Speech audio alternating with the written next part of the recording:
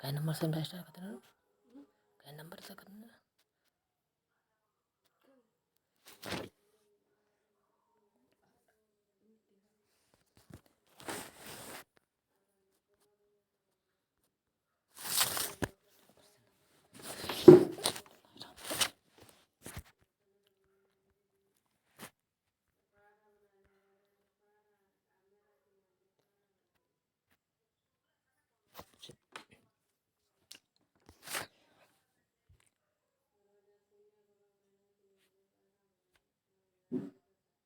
आज जो केमिस्ट्री का जो है हम लोग 13 नंबर क्वेश्चन से, कल हम लोग जहाँ तक क्वेश्चन छोड़े थे वहाँ तक क्वेश्चन हम वहाँ तक तो पूरा कर लिए थे, लेकिन जहाँ जो क्वेश्चन हम छोड़े हैं पीछे का, जो केमिस्ट्री का जो सेकंड चैप्टर है अम्ल क्षार और लवण का, उसका हम लोग दूसरा क्लास आपके सामने हम लेके आए हैं। और ये बहुत इंपॉर्टेंट क्वेश्चन है, क्योंकि इस क्वेश्चन आप, अगर आपको लग रहा है कि क्वेश्चन इंपॉर्टेंट है तो आप उस क्वेश्चन को उतारते चलिएगा, और जो अगर आपको लग रहा है कि क्वेश्चन में कहीं दिक्कत है या फिर कुछ मिसअंडरस्टैंडिंग है तो आप ज़रूर कमेंट करके इस क्वेश्चन को हमें भेजिएगा ताकि हम सुधार सकें। चलो, आज के सामने में जो पहला क्वेश्चन आपका ये है कि सभी अम्लों में पाया जाता है, सभी अम्लों में पाया जाता है ऑक्सीजन, हाइड्रोजन, कैल्शियम और नाइट्रोजन। सभी अम्लों में पाया जाता है। ऑक्सीजन ए नंबर में है, बी नंबर में हाइड्रोजन, कैल्शियम, नाइट्रोजन। तो याद रखना, इसमें जो सभी अम्ल पाए जाएंगे, सभी अम्ल जो पाया जाता है अम्लों में हाइड्रोजन पाया जाता है, क्योंकि एक हाइड्रोक्लोरिक यानी H+, जिसे हम लोग कहते हैं हाइड्रोजन आयन। हाइड्रोजन आयन ये सांद्रता है, और हर अम्लता में हाइड्रोजन की मात्रा पाए जाते हैं। क्वेश्चन नंबर हम लोग 14 की ओर आते हैं। क्या कहता है? हाइड्रोजन युक्त सभी यौगिक होते हैं। बोलते हैं हाइड्रोजन युक्त सभी यौगिक में होते हैं, यानी हाइड्रोजन है सभी तत्वों में पाए जाते हैं। अम्लीय में पाए जाते हैं या क्षारीय में पाए जाते हैं, दोनों में पाए जाते हैं, इनमें से कोई नहीं। देखना, हाइड्रोजन जो होता है वो केवल अम्लीय में पाया जाता है। याद रखना, इंपॉर्टेंट है। इन 14 नंबर का ए नंबर सही जवाब है, अम्लों में पाया जाता है। ये भी क्वेश्चन पूछा गया है सेकंड सीटिंग में 2000 2000 जो 24 जो है second sitting type, second sitting में इस क्वेश्चन को पूछा गया था कि हाइड्रोजन युक्त सभी यौगिक में होते हैं तो केवल अम्लता में होते हैं, यानी अम्ल में होते हैं। क्वेश्चन नंबर 15, जल में घुलनशील क्षारक के बारे में क्या सत्य है? जल में घुलनशील क्षारक के बारे में क्या सत्य है? इन्हें क्षारीय कहते हैं, स्वाद में कड़वा होते हैं, प्रकृति संक्षारक होती है, इनमें से सभी। जल में घुलनशील क्षारक के बारे में क्या सत्य है? इन्हें क्षारक होते हैं। क्षारक के बारे में क्या सत्य, तो आपको समझना ये है, क्या ये स्वाद में कड़वा होते हैं, या इनकी प्रकृति संक्षारक होते हैं, या इनमें से सही सभी। तो इनका जो इसका सही जवाब होगा डी नंबर, इनमें से सभी हो जाएंगे, इनमें से सभी। बहुत इंपॉर्टेंट है। अगला क्वेश्चन हम लोग आते हैं कि देखो, ये क्वेश्चन जो है ना, इसको हम स्टार मारने के प्रयास करेंगे। ये क्वेश्चन को हम स्टार मारते हैं, 3 स्टार मारते हैं। याद रखना, ये क्वेश्चन रिपीट बहुत अच्छा होता है कि एनी एग्ज़ाम में, जैसा कि हुआ आपका बिहार पुलिस का हुआ, या नीट का एग्ज़ाम हुआ, या अदर बोर्ड का। खाली एग्जामिनेशन सिर्फ 10th का ही बोर्ड का नहीं लेते हैं, ये अदर एग्जामों में इस क्वेश्चन को उठाया जाता है। जैसे कहता है पीएच स्केल में पी का सूचक होता है, यानी कहना चाहता है ये है, क्वेश्चन ये कहता है कि पी का केवल अर्थ क्या होंगे, यानी पीएच स्केल में कहता क्या है, पीएच स्केल में पी का क्या अर्थ होते हैं। तो बोल रहा है पुसांग होते हैं, यानी इंग्लिश में कहते हैं पोटेंज। पावर होते हैं, पावर POW, या पावर कहते हैं, या दोनों, या इनमें से कोई नहीं। ये नंबर सही जवाब हो जाएंगे पोटेंज। क्या हो जाएंगे? पोटेंज। याद रखना, पी का जो अर्थ होता है पोटेंज। अगला हम लोग कहते हैं एसिटिक अम्ल का प्रकृति स्रोत निम्नलिखित में से कौन है? एसिटिक अम्ल का प्रकृति स्रोत निम्नलिखित में से कौन है? एसिटिक अम्ल, एसिटिक अम्ल प्रकृति स्रोत निम्नलिखित में से कौन सा है? कहना यह चाहता है क्वेश्चन में कि एसिटिक अम्ल किस तत्व में पाया जाता है, किस पदार्थ में पाया जाता है? संतरा, सिरका, इमली, टमाटर। आपको 4 ऑप्शन है, इनमें 4 ऑप्शन को, एक ऑप्शन को आपको चॉइस करना है, आपको चॉइस करना है। इनका सही जवाब हो जाएंगे बी नंबर सिरका में। एसिटिक जो अम्ल पाया जाता है सिरका में। सिरका में कौन सा अम्ल पाया जाता है? एसिटिक। और सिरका का काम होता है अचार बनाने के लिए ज़्यादातर क्या किया जाता है कि सिरका का उपयोग किया जाता है।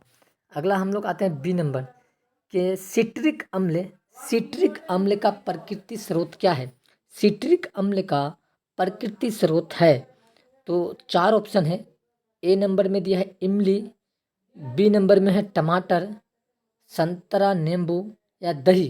तो याद है सिट्रिक अम्ल का प्रकृति यानी सिट्रिक किस पदार्थ में पाया जाता है? इमली में, टमाटर में, संतरा, नींबू में या दही में।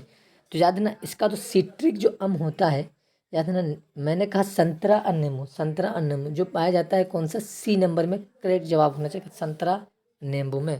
संतरा और नींबू में। अगला क्वेश्चन ये है कि टाइट्रिक अम्ल। टाइट्रिक अम्ल, टाइट्रिक अम्ल इनमें से किसमें पाया जाता है? टाइट्रिक अम्ल इनमें से किसमें पाया जाता है? टमाटर में, इमली में, दही में या सिरका में। आपके पास 4 ऑप्शन है। आपको जवाब अब देने की पहले कोशिश कीजिएगा ताकि मेरा जवाब कितना सही हो रहा है आप अपना रेशियो मालूम कर सकते हैं। पहले जवाब देने की आप कोशिश कीजिएगा कि टार्ट्रिक अम्ल में इनमें से किस में पाया जाता है। तो टार्ट्रिक अम्ल याद रखना, टार्ट्रिक बोले तो टिटिया हमने नाम रखे हैं क्योंकि ये टार्ट्रिक अम्ल जो पाया जाता है केवल इमली में पाया जाता है। बी नंबर सही हो जाएंगे, करेक्ट आंसर हो जाएंगे। बी नंबर इमली में टार्ट्रिक अम्ल पाया जाता है। क्वेश्चन नंबर ये है कि लैक्टिक क्या बोला जाता है? लैक्टिक अम्ल का प्राकृतिक स्रोत क्या है? यानी कहना ये चाहता है कि लैक्टिक अम्ल अम्ल जो है किस में पाया जाता है? दही में, इमली में, सिरका में, टमाटर में। तो याद रखना इनका जो सही जवाब हो जाएंगे, इनका जो सही जवाब हो जाएंगे दही में। बी नंबर करेक्ट आंसर हो जाएंगे दही में, क्योंकि दूध से दही बनना एक रासायनिक अभिक्रिया है। और जब जब जो दूध से दही बनाता है उस बैक्टीरिया का नाम है लैक्टोबैसिलस। और लैक्टोबैसिलस एक ऐसा जीवाणु है जो दूध से दही जाता है।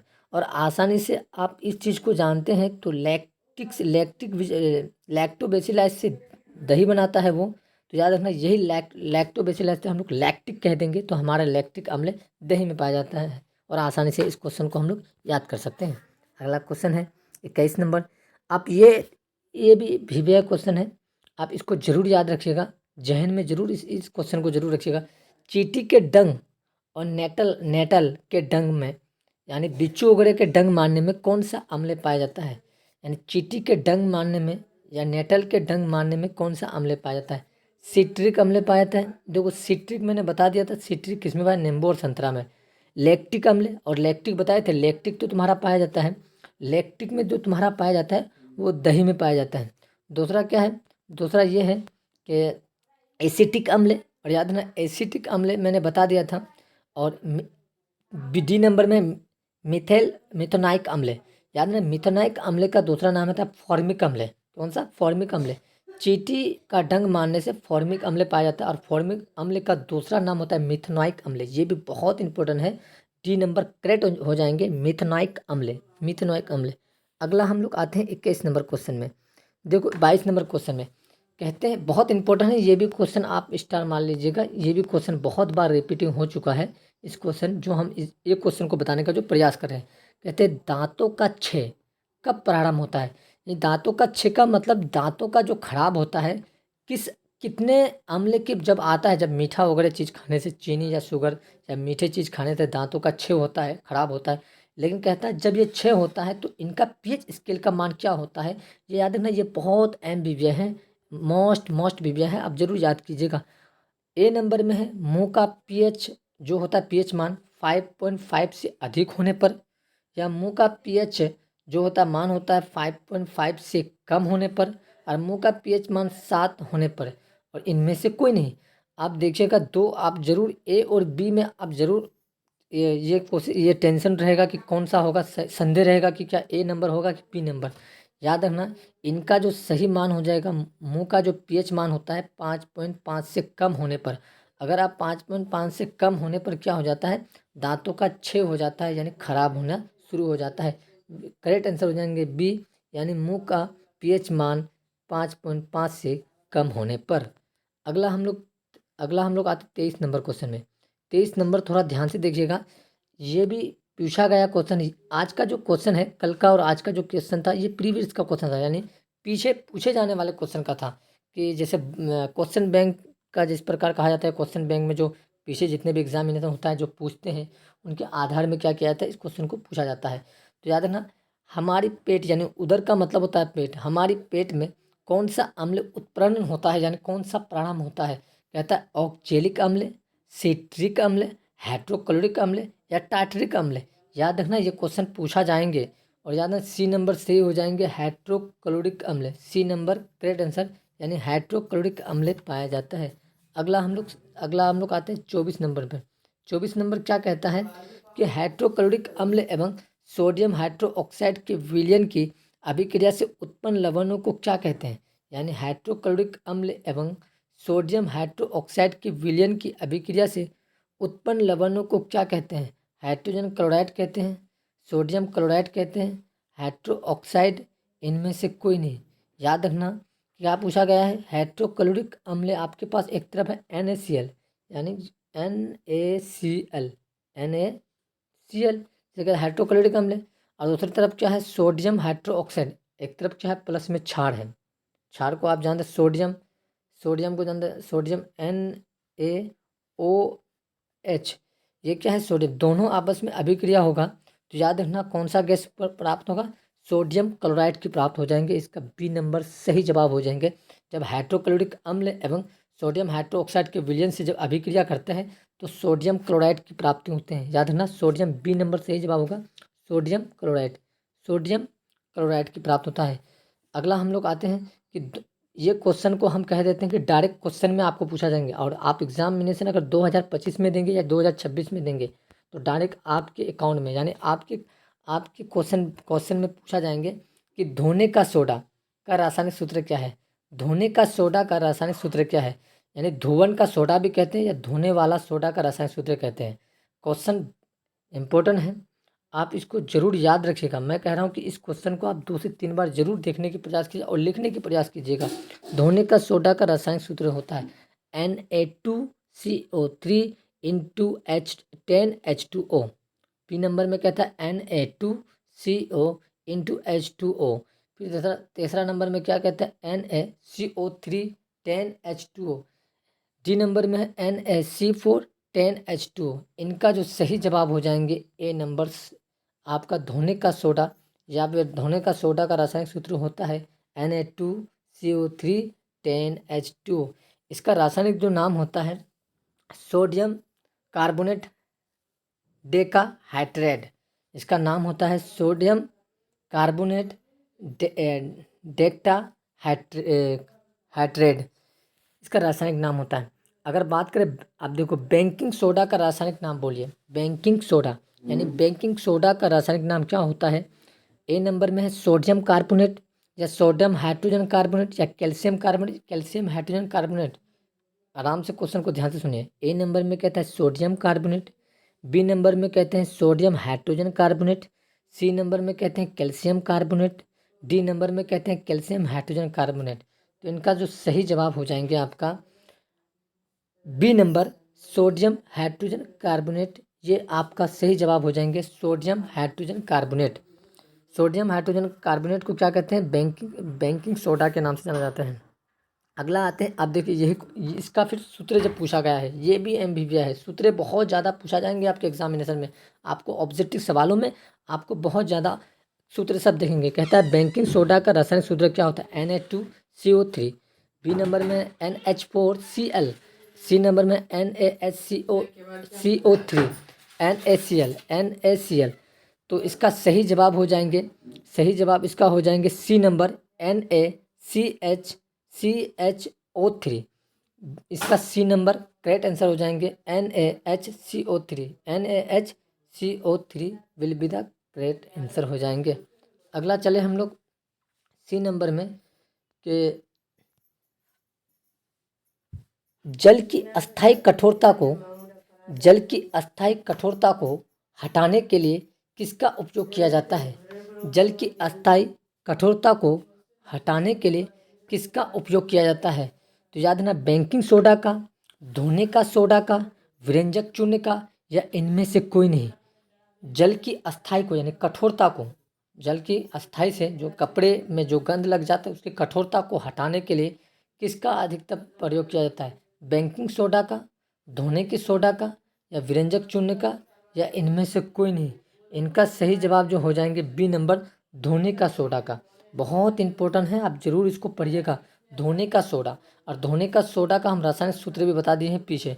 जल की अस्थाई को यानी कठोरता को हटाने के लिए धोने का सोडा का उपयोग किया जाता है। अगला हम लोग आते हैं 29 नंबर क्वेश्चन। सोडा अम्ल अग्निशामक यानी अग्निशामक जो सोडा अम्ल अग्निशामक में किसका उपयोग किया जाता है? देखिए ये क्वेश्चन भी बहुत एम्बिगियस है। सोडा अम्ल अग्निशामक में किसका उपयोग किया जाता है? सोडियम कार्बोनेट का, कैल्शियम कार्बोनेट का, सोडियम हाइड्रोजन कार्बोनेट का, सोडियम हाइड्रोजन कार्बोनेट का, या कैल्शियम बाइकार्बोनेट का। इनका जो सही जवाब हो जाएंगे आपका C number, sodium hydrogen carbonate का। सोडियम हाइड्रोजन कार्बोनेट का सही जवाब हो जाएंगे सी नंबर।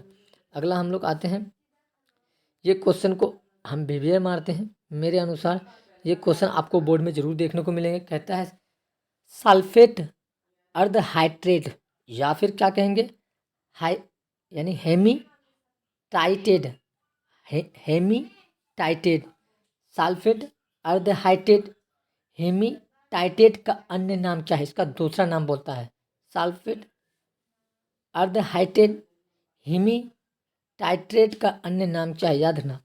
इसका ए नंबर में कहता है जिप्सम नाम है, या प्लास्टर ऑफ पेरिस नाम है, विरंजक चूर्ण है, या इनमें से कोई नहीं। तो इसका जो दूसरा नाम कहते हैं प्लास्ट और पेरिस को ही क्या कहते हैं? सल्फेट अर्ध हाइड्रेट या हेमीटाइट, हेमेटाइट भी कहते हैं, यानी सल्फेट हेमेटाइट या सल्फेट अर्ध हेमेटाइट। ये क्वेश्चन बहुत ज़्यादा पूछता है प्लास्ट ऑफ पेरिस का। और प्लास्ट ऑफ पेरिस सूत्र की बात करें CaSO4, CaSO4 1/2 H2O, ये प्लास्ट ऑफ पेरिस का सूत्र है। अब हम लोग आगे बात करते हैं। पिछले क्लास में मैंने जितने भी क्वेश्चन लेने के प्रयास किए आपके सामने में, और जितना मैं क्वेश्चन आपको बताया ये सारा MBBI क्वेश्चन है। आपके जहन में इन सारी बातों को बैठना चाहिए जितने मैंने समझाया है। तो प्लास्ट ऑफ पेरिस किसे कहते हैं, बाद में हम इसको सब्जेक्टिव क्वेश्चन भी आपके सामने में मैं लेके आऊँगा अच्छी तरह से बना करके। हमसे जितना हो सके आपके सामने मुझसे जितना बनेगा हम प्रयास करेंगे कि केमिस्ट्री, बायो, हिस्ट्री, जैसा कि अदर भी, हिंदी भी, मैं सारा क्वेश्चन को आपको पूरा का पूरा क्वेश्चन उपलब्ध करवा सकते हैं। आप हमसे आपको अगर अच्छा लग रहा है तो आप ज़रूर क्या कीजिए, वीडियो को शेयर कीजिए और अपने दोस्तों से पहुंचाने के प्रयास कीजिए। और एक ज़रूर याद रखना कि सब्सक्राइब ज़रूर कर दीजिएगा ताकि पहला वीडियो आप ही के पास भेजें। भाई इतने ही तक आज रखते हैं आज की क्लास, फिर मिलते हैं कल।